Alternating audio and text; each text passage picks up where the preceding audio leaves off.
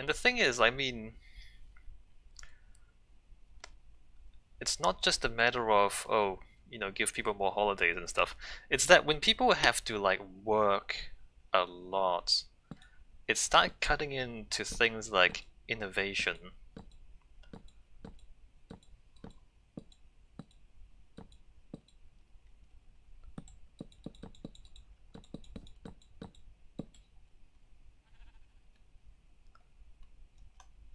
Like if people can't afford to spend time doing things that may not be profitable, then it reduces the kind of higher risk things like experimentation, speculative work, or even just like reading. Even just reading books and learning more knowledge,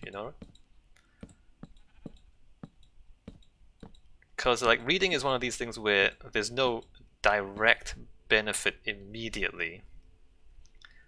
But of course, if you know more stuff, that could be very useful. But not in an immediate way. There's a sheep stuck underground here. this sheep is now a cave sheep. It's never getting out. That's so funny. Alright, you're never getting out.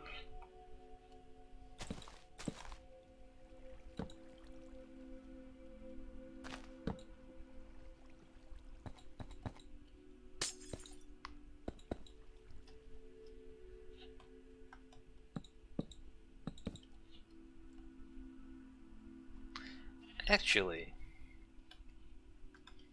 do you have proof for that, Wesley? Like, have you ever read something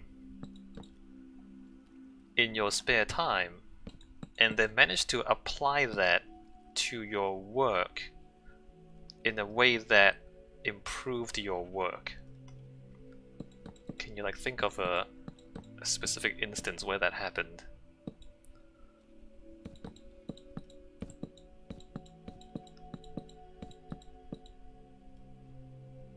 It's actually pretty hard, isn't it, to think of a specific example.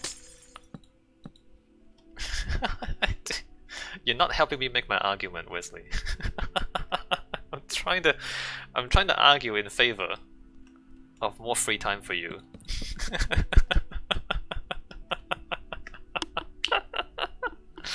And it's not working.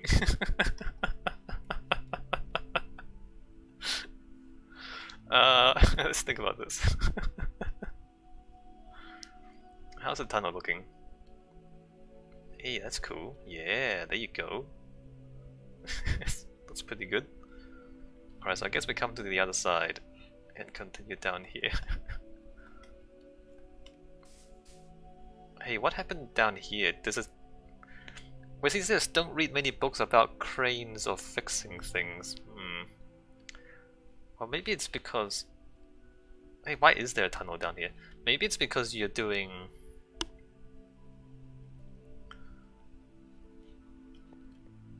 engineering work. Do you need to like upskill much? Like, do you need to, for example, get new qualifications in order to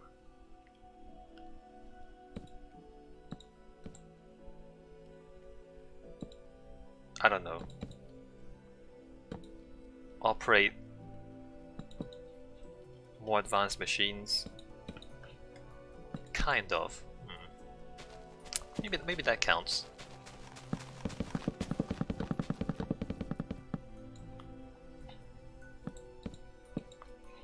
It kind of counts as studying, although it's pretty direct. It's quite obvious.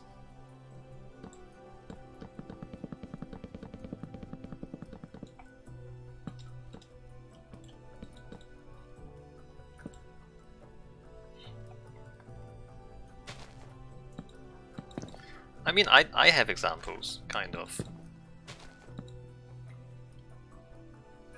So, No, I do have a number of examples. Although I write books, or you know, I mean, I kind of write books. I haven't really made much money from it yet, so it's not really a job. But in the books I write, I have benefited from like reading other people's ideas.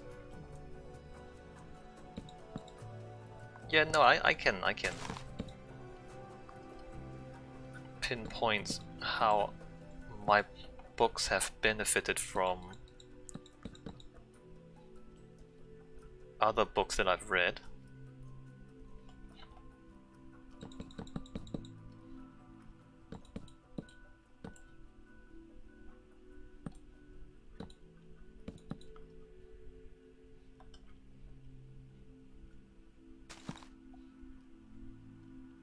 It should be like that there.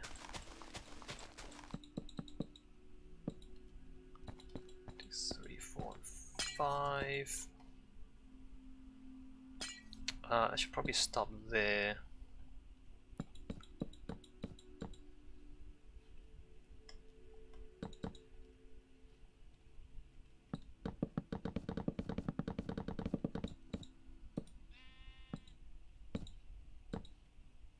And the thing is, I want to write the kind of books that actually help other people solve problems. I guess this is a very selfish concern that I'm having right now. But because I want to write the kind of books that help other people solve problems, like the point is I want other people to read them and then get ideas to improve their work, like in a very direct way, if possible.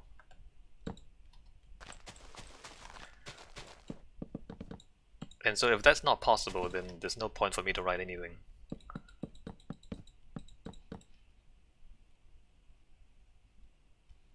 One, two, three, four.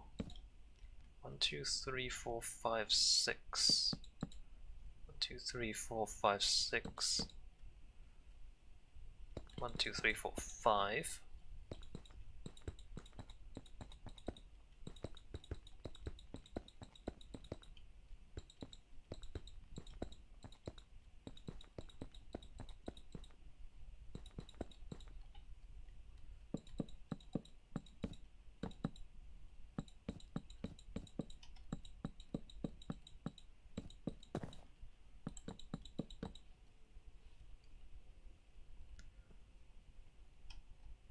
Oh, we stop here.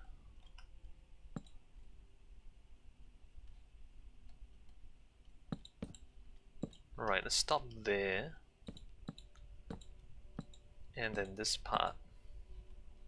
So the next thing we have to do is to do the underside of this trackway, which at the moment is a little bit inconsistent because I haven't really been paying too much attention where to use logs and where to use planks.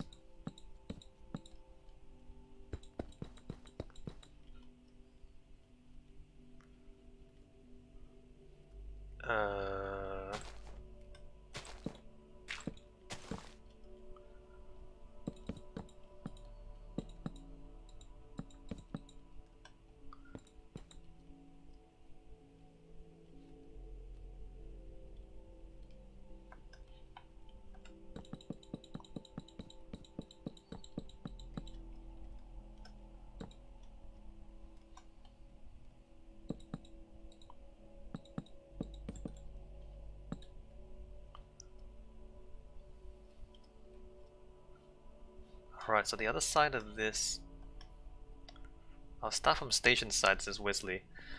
Yeah, and I'm just thinking we should try to keep it consistent. So, okay, you start from the station side, I'll come visit you to see what you're doing, and then I'll try to copy it starting from this side.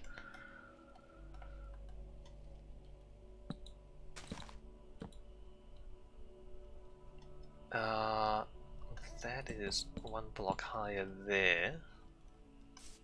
and then one block lower here. Just fill that in.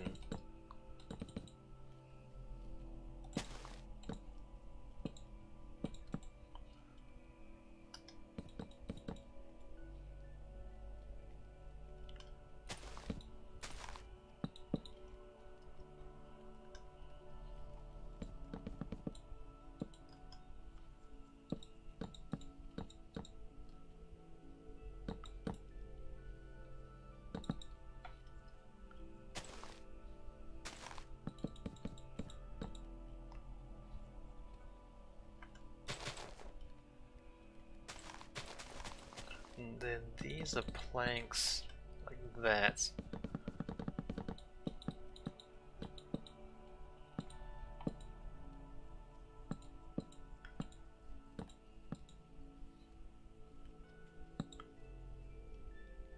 Maybe that's the problem. It's difficult to measure the benefits of leisure, let's say, or the benefits of idle time.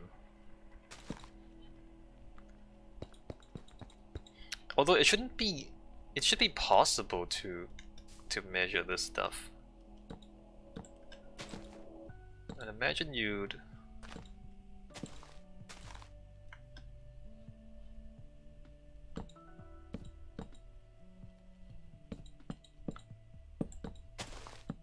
you can probably like measure the difference in productivity by giving people different amounts of recreation time and then measure their overall productivity.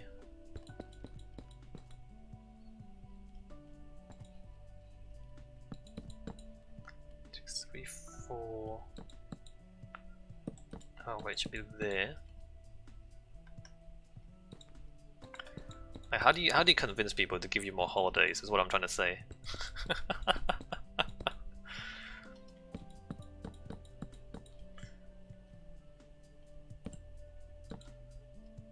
Are you measurably more productive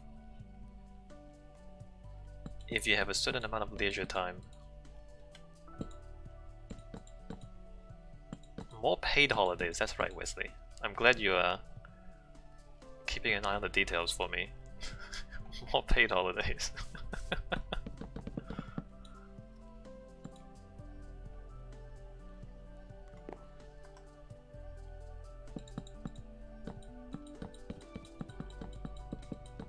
mean, of course, it feels right to me, just personally, in the sense that if I don't get enough breaks, I'm pretty sure my productivity tanks. My productivity goes down if I'm not resting enough. That seems accurate. Seems to describe my experience. But I don't have data to prove it. I wonder if I should like set myself up as an experiment. Try to prove it myself.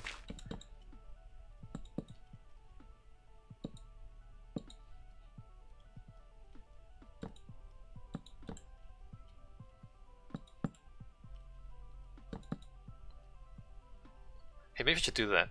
Maybe we should do that over the Christmas holidays. So I would need to give myself like a task. A task where I can measure my output, and maybe it needs to be like a somewhat creative task where there's like you can make errors. It'll be a thing that where you can measure the I'm not doing this mistake. We stop here. Measure the amount of work done, the number, like the frequency and the severity of errors, and then give myself different amounts of rest and see if it measurably affects the quality of the work that I can do.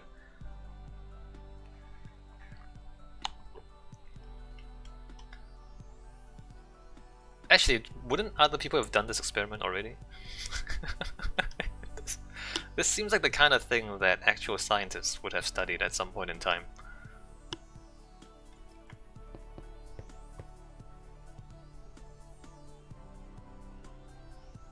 I should probably just look it up, not run the experiment myself. Alright, next week I'm gonna come back with I'm gonna do some research. I'll come back next week with some findings.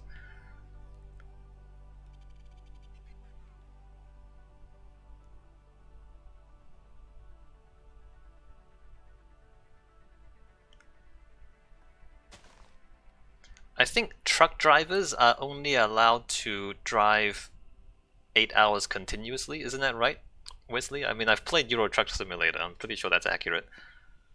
So, so Euro Truck Simulator, you're forced to sleep after a while, right?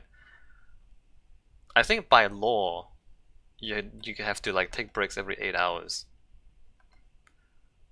So clearly somebody has done some studies to demonstrate that after 8 hours or so, you're just so fatigued that you will probably crash your truck. Like there's a measurable. Hey, I saw that, Wesley. I'm right here. I saw that. This there's like a measurable decline in your functioning that they can't allow you to keep driving.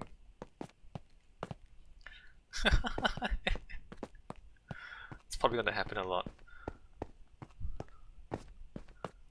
So what's going on down here? It's gonna be mostly planks. Planks and every so often there's gonna be log columns. How do you decide where to put the log columns and where to put the planks?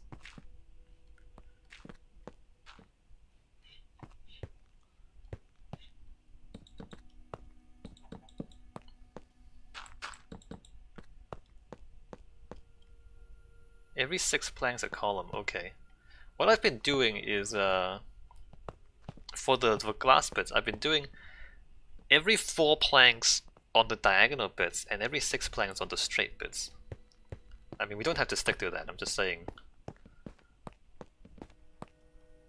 It doesn't have to be entirely consistent. Every 6 one is plank. Alright, let me try and do a similar thing on the other side. In fact, let me just get out of here.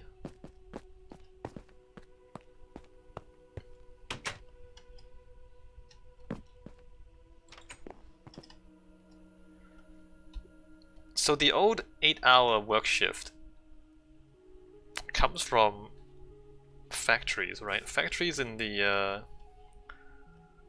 Industrial Revolution, eventually they settled on 8-hour work shifts. And I suppose the 8-hour work shift in a factory is similar to the 8-hour shift when you're driving a truck. It's like, if you're fatigued and you're in a factory, after a while you're gonna get so tired that you're probably gonna cut your arm off on accident. Because you're just too tired and not paying attention, right?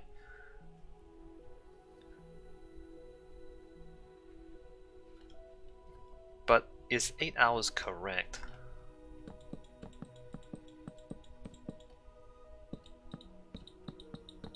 Eight hours including like breaks, lunch break in the middle or something. Possibly.